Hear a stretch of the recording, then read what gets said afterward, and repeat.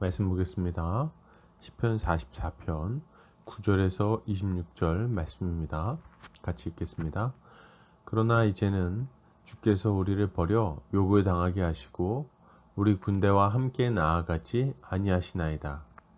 주께서 우리를 대적들에게서 돌아서게 하시니 우리를 미워하는 자가 자기를 위하여 탈취하였나이다. 주께서 우리를 잡아먹힐 양처럼 그들에게 넘겨주시고 여러 민족 중에 우리를 흩으셨나이다.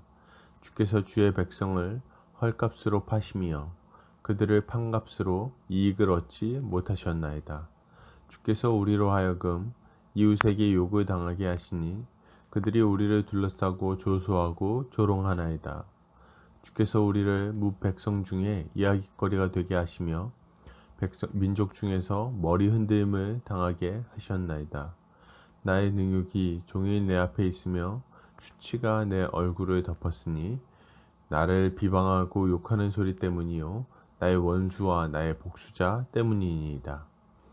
이 모든 일이 우리에게 임하였으나 우리가 주를 잊지 아니하며 주의 언약을 어기지 아니하였나이다. 우리의 마음은 위축되지 아니하고 우리 걸음도 주의 길을 떠나지 아니하였으나 주께서 우리를 승냥이의 처소에 밀어 넣으시고 우리를 사망의 그늘로 덮으셨나이다. 우리가 우리 하나님의 이름을 잊어버렸거나 우리 손을 이방신에게 향하여 폈다면 하나님이 이를 알아내지 아니하셨으리이까. 무릇 주는 마음의 비밀을 아시나이다. 우리가 종일 주를 위하여 죽임을 당하게 되며 도살할 양같이 여김을 받았나이다. 주여 깨소서 어찌하여 주무시나이까. 일어나시고 우리를 영원히 버리지 마소서. 어찌하여 주의 얼굴을 가리시고 우리의 고난과 압제를 잊으시나이까. 우리 영혼은 진토 속에 파묻히고 우리 몸은 땅에 붙었나이다. 일어나 우리를 도우소서. 주의 인자하심으로 말미암아 우리를 구원하소서. 아멘. 시편 44편 9절에서 26절까지 머리를 흔들고 조롱하는 자들 앞에서 라는 제목으로 말씀 보겠습니다. 신자는 이 땅에서 주님을 따라 십자가의 길을 걸어가는 자입니다. 이것은 결코 쉬운 일이 아니죠. 고난과 유혹을 견디고 그리스도와 같이 사랑으로 섬기는 삶이기 때문에 그렇습니다. 그러면 이럴 때 신자는 어떻게 해야 될까요? 오늘 본문을 통해 함께 살펴보도록 하겠습니다. 오늘 시편 기자는 이렇게 말합니다. 그러나 이제는 주께서 우리를 버려 욕을 당하게 하시고 우리 군대와 함께 나아가지 아니하시나이다. 시편 기자는 이제 자신들이 주께 버림받았다고 말합니다. 하나님은 더 이상 그들의 군대와 나아가지 않으신다는 말이죠. 그들은 대적들에게 패배하고 흩어져 버립니다. 그들의 대적들은 이런 이스라엘의 모습을 보며 조롱하고 또 조소하죠. 그들을 말거리로 삼고 그들 앞에서 머리를 흔듭니다. 이러한 이스라엘의 패배와 고통은 어디서 오는 걸까요? 이것은 하나님의 변덕 때문에 이러한 일이 아닙니다. 하나님은 언제나 이스라엘에게 신실하셨죠. 그런데 그럼에도 불구하고 이스라엘은 하나님을 배신하고 바알과 아세라를 숭배했습니다. 그들은 하나님이 주신 율법을 쉬이 여겼을 뿐 아니라 하나님의 제사도 우습게 여겼어요. 이런 이스라엘의 모습에 하나님은 진노하시며 책망하시는 것입니다. 그러나 우리가 기억해야 할 것은 하나님이 이스라엘에게만 진노하시는 것은 아니라는 것입니다. 하나님은 하나님의 법을 어긴 모든 사람들에게 진노하시고 또 그들에게 심판을 행하시는 분이십니다. 우리는 이스라엘의 진노하시는 하나님을 보며 죄인을 향한 하나님의 진노가 얼마나 엄중한지를 기억해야 됩니다. 그리고 그 진노 아래 놓였던 우리를 구원하기 위하여 홀로 하나님의 진노를 받아 십자가를 지신 예수 그리스도를 바라봐야 하는 거죠. 그가 십자가에 달렸을 때 사람들은 머리를 흔들며 조롱합니다. 하나님이 그를 기뻐하시면 저런 심판을 당할 리가 없다고 말합니다.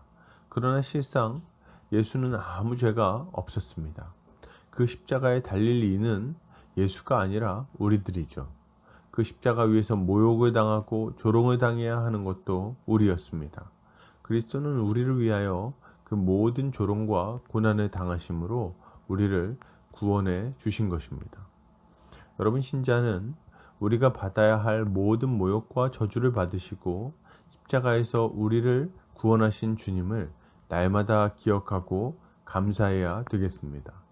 신자가 이 땅에서 거룩한 삶을 사는 비결은 다른 게 없습니다. 날마다 예수 그리스도의 십자가를 바라보는 것입니다. 우리는 십자가를 바라볼 때 우리가 얼마나 큰 죄인이었는지, 그리고 그 죄에 대한 하나님의 진노가 얼마나 크고 두려운 것인지를 생각하게 되는 겁니다. 그리고 그 십자가 위에 주님을 바라보며 우리가 받은 은혜가 또한 얼마나 큰지를 생각하는 거죠. 이것이야말로 우리가 평생에 걸쳐 묵상하고 새겨야 할 진리이고, 이것을 묵상할 때 비로소 우리는 거룩한 삶을 살아갈 수 있는 것입니다. 계속해서 보겠습니다. 시편 기자는 이렇게 말합니다. 이 모든 일이 우리에게 임하였으나 우리가 주를 잊지 아니하며 주의 언약을 어기지 아니하였나이다.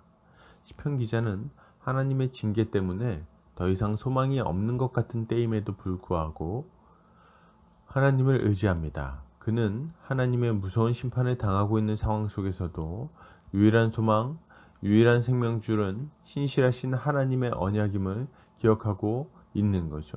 그는 하나님과의 언약을 잊지 않았습니다. 그는 하나님이 말씀하신 남은 자였어요. 그는 누가 이스라엘을 애굽에서 건져내었는지, 누가 광야에서 만나를 주셨는지, 누가 가나안의 거인들을 치고 승리하게 하셨는지를 알고 있었습니다. 그는 이 모든 승리가 하나님이 아브라함과 맺은 언약, 모세와 맺은 언약 때문임을 잘 알았죠. 그렇기에 그는 끝까지 이 언약을 붙들고 주님 앞에 신실하게 살기 위해서 힘쓰고 있는 것입니다. 그러나 이렇게 살아가는 것이 쉬운 일은 아닙니다. 시편 기자는 이렇게 고백합니다. 우리가 종일 주를 위하여 죽임을 당하게 되며 도살할 양같이 여김을 받았나이다. 비록 이런 어려움이 있지만 그럼에도 불구하고 그는 끝까지 주님을 믿고 따라가기로 결단합니다. 로마서에서도 사도 바울은 주를 따르다가 고난을 당하는 성도들에 대해 이 구절을 인용하며 이렇게 결론을 냅니다. 그러나 이 모든 일에 우리를 사랑하시는 이로 말미암아 우리가 넉넉히 이기느니라. 여러분, 신자는 주를 따라가며 고난을 당할 때에도 하나님이 이기게 하실 것임을 믿고 끝까지 주님을 따라야 되겠습니다. 우리가 주를 따라가다 보면 당연히 고난이 찾아옵니다. 주님이 고난의 길을 가셨는데 그를 따르는 자들에게 고난이 없을 수가 없죠. 고난은 반드시 있습니다. 그리고 그 고난은 종일 죽임을 당할 처지에 처하게 되는 것처럼 절망스러운 것일 수도 있습니다. 그러나 그러한 때에도 신자는 믿음을 지켜야 합니다. 하나님 앞에 계속해서 거룩한 삶을 살기를 힘써야죠. 고난은 결코 우리를 넘어뜨리지 못합니다. 하나님이 우리와 함께 하시기 때문에 그런 겁니다. 사도 바울은 고난 중에 있는 성도들에 대해 이렇게 말합니다. 내가 확신하노니 사망이나 생명이나 천사들이나 권세자들이나 현재일이나 장래일이나 능력이나 높음이나 깊음이나 다른 어떤 피조물이라도 우리를 우리 주 그리스도 예수 안에 있는 하나님의 사랑에서 끊을 수 없으리라. 여러분, 어떤 고난도 우리를 하나님의 사랑에서 끊을 수 없습니다.